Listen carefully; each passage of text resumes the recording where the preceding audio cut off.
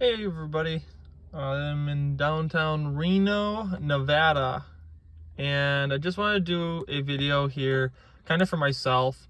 Um, can go back someday and look at to see where I've grown mentally and as well as, all these videos are like that to see where I've been and what I've been thinking. It's a great way, not just pictures to kind of, show places where I've been, but also kind of grow and like I can always wonder what was I thinking when I was 28, and go back for these videos. So kind of the purpose again of these videos is that journey. Kind of one thing I was thinking about yesterday, and that's the topic of today's video, is kind of like on the decision, like on the decisions ahead, kind of like the loss of confidence myself, like what way to go, where do I, what do I do, what do I look at, what opportunities, and also kind of again, these videos again, like I say, to kind of provide knowledge for people maybe outside of myself, even to get to know me. And I think I'm going to contradict myself, and you'll see later how in this video. But it's also maybe not contradict myself, kind of go into a couple of reasons why and why not I'm doing these videos. So anyways, first, let me tell you a story. To get to know me, you kind of have to know this story and my mentality of some things and how I look at some things, or have looked at some things. So when I was younger, I got, I would sneak a cookie out of the cookie jar, or, maybe eat something I shouldn't or drink something I shouldn't before dinner. And mom definitely didn't want me doing that. And so I would, spoil my dinner. And so long story short, I got caught, and I'm glad I did, because who knows where it could have grown from there. And thank goodness I did make a choice at some point to say, okay, I'm not going to do this anymore, because I could kind of have this, I guess what I kind of could see is kind of like a stigma start to kind of grow within, surrounding my actions. Like something would happen and it was like, oh, it was Gabe, he probably did it with, or there was food missing, it was Gabe, and so like I kind of caught on to that. And so then I kind of stopped rather quickly then at a, certain, I don't know what age. Again, this was when I was younger, but I think, like, and not no fault of my own, but that kind of like continued on the self-accusation, what's a word, accusing, oh gosh. But anyways, falsely accused, there it is. I felt falsely accused a lot, kind of. And again, no fault of my own, because I did used to do the stuff that I was accused of. And I think why that story is important is because, like, it definitely put me in a state to where I would then now argue or try to create facts, not try to create, just cite the facts of what was going on to prove, like, hey, wasn't me, couldn't have ate the cookie or whatever it was, you know what I'm saying? And so basically, though, I've kind of grown to look at a more effective way to look at it was to kind of like show my actions. And it's kind of hard to show your actions maybe when someone's accusing with words, but maybe I think what I'm learning is currently, like, if I had shown more like confidence and shown my actions, maybe it would have been a lot better way to approach it all than words. And I guess maybe I always felt like I've always been worried my actions would be misinterpreted. And, everybody wants to be liked, wants to be, appreciated or known or whatever, I think. And I'm just like that. I want to be liked, I think we all do. But obviously it's a silly thing to think that everybody's going to like us, or, obviously you're going to run into life. People are not going to like you. People are actually going to hate you, not want you to succeed. And that is the, kind of a fact of life, unfortunately.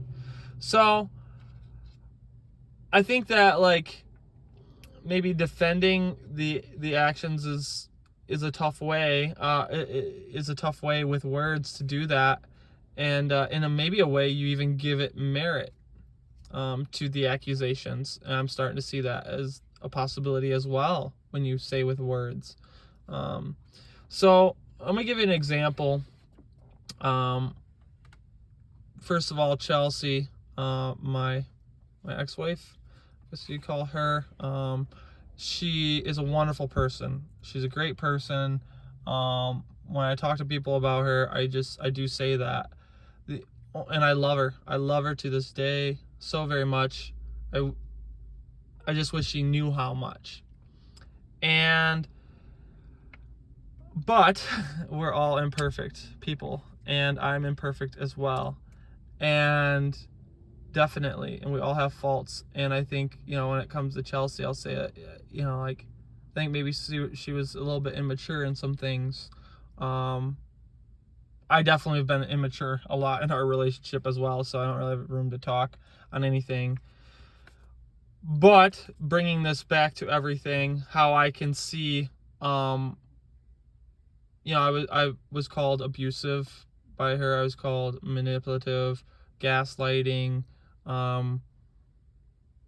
manipulative. I mean, like, a lot of things. I guess I hear it now from a lot of people. A lot of women will say this nowadays. I've definitely talked to about 2 to 3 that have said these exact things. I'm like, wow. And I think the problem with me, I maybe began to believe it a little bit.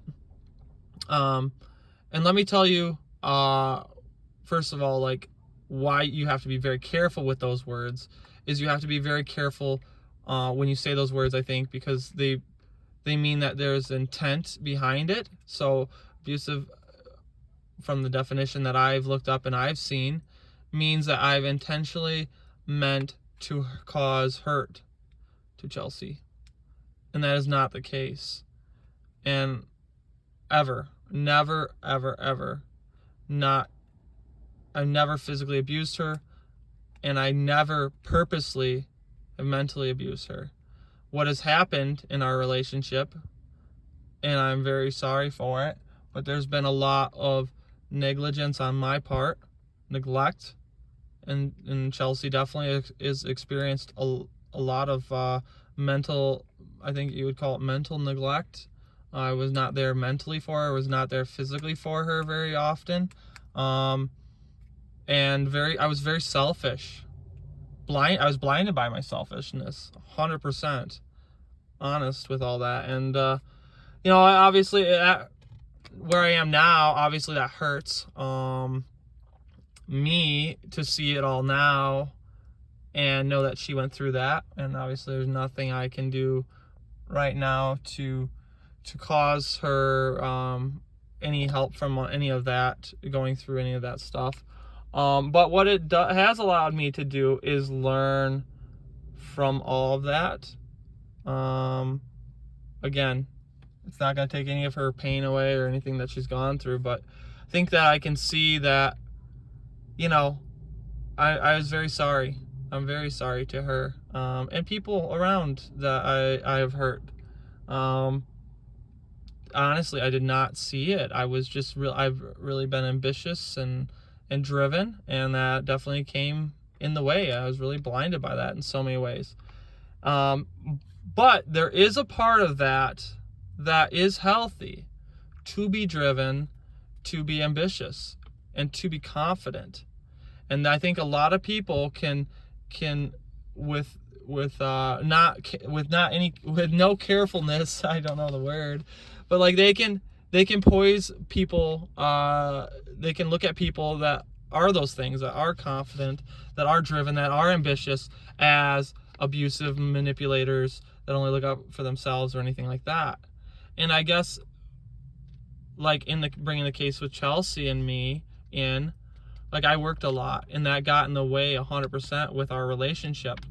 But she never saw that work was for our future, was for our, was for us.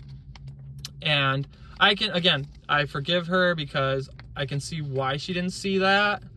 But I just think that when we say those words nowadays, we have to be really careful. And, you know, I know that she didn't know the truth about me. I know that other people that have said things to me don't know me, don't know the truth or the facts. And if they care, it can be gone through. They can find it out there.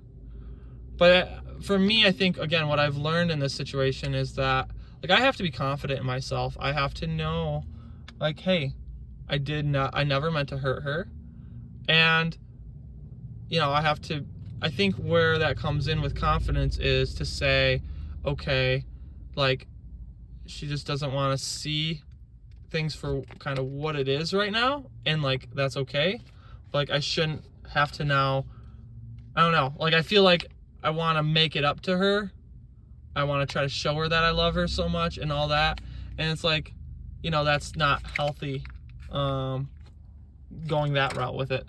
So anyways, kind of trying to get out of that. But basically, you know, we do have to love ourselves. And that's a part of this whole story that, like, I don't think I really ever truly, like, loved myself. And obviously to a healthy amount. There's obviously too much and where it gets selfish and all that. But even though I was selfish in a lot of ways, I don't think I was ever selfish in, like, I mean, I probably definitely was. But I'm trying to think of, like, in a specific example on point right now where I was really, comfort. Just comfort to myself would be one way. Very, very kind of selfish, putting my needs before her. And so that was something. But I guess, like, to know also the other side of this is that, like, there is a healthy amount to love yourself and trying to find that balance. And maybe I definitely struck that wrong. And now trying to relearn what that healthy balance is.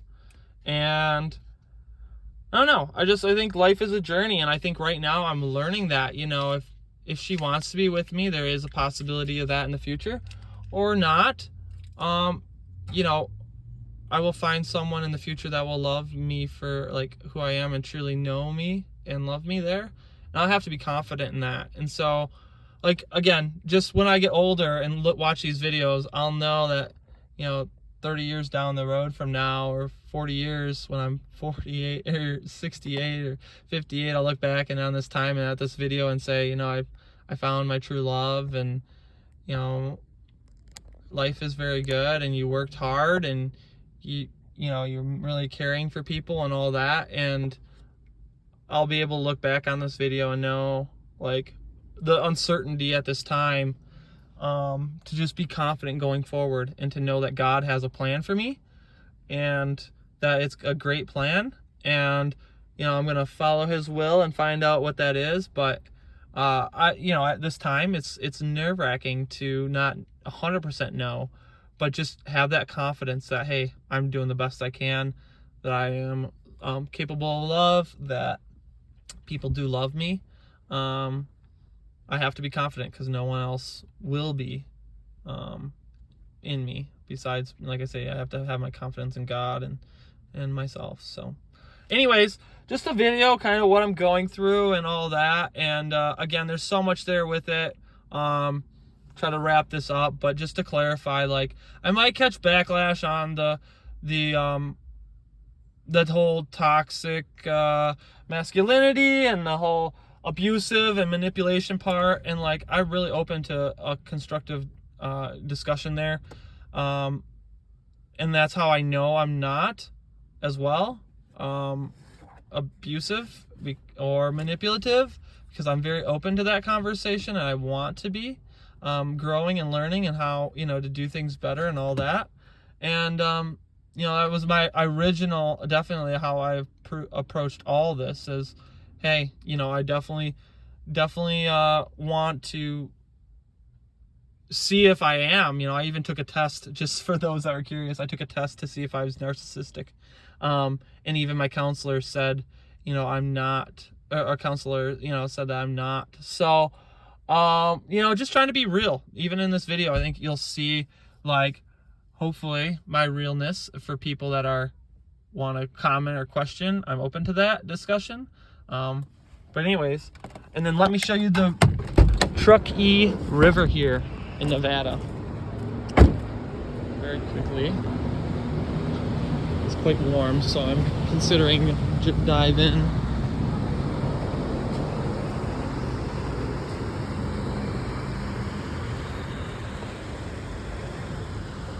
Bicentennial Park in Nevada. Makes me want to get my swimsuit on, honestly. I may.